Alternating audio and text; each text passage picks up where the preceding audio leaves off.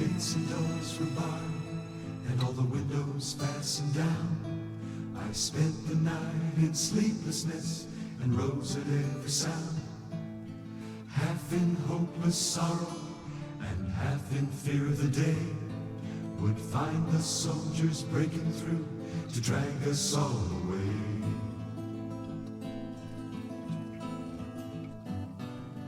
Just before the sunrise, I heard something at the wall. The gate began to rattle and a voice began to call.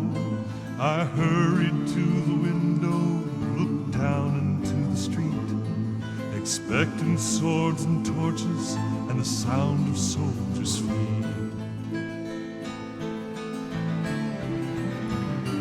There was no one there but Mary, and so I went down to let her in.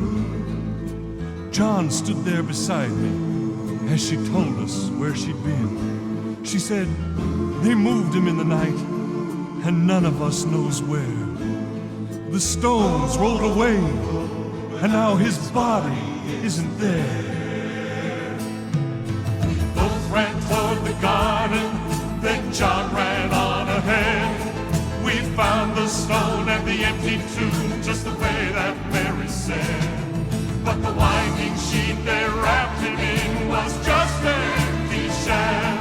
And how or where they taken him was more than I could tell.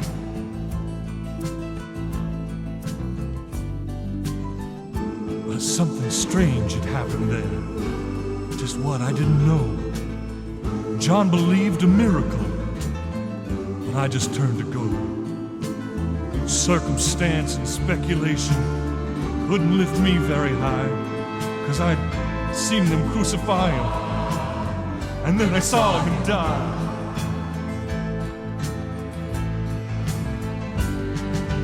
Back inside the house again, the guilt and anguish came. Everything I'd promised him just added to my shame. When at last it came the choices, I denied I knew his name. I denied I knew his name. Even if he was alive, it wouldn't be the same.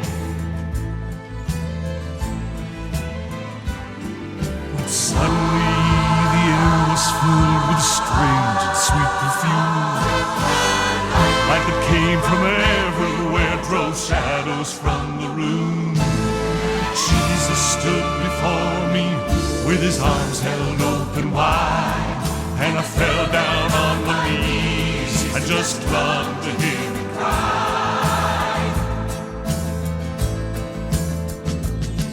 He raised me to my feet, and as I looked into his eyes, love was shining out from him like sunlight from the skies.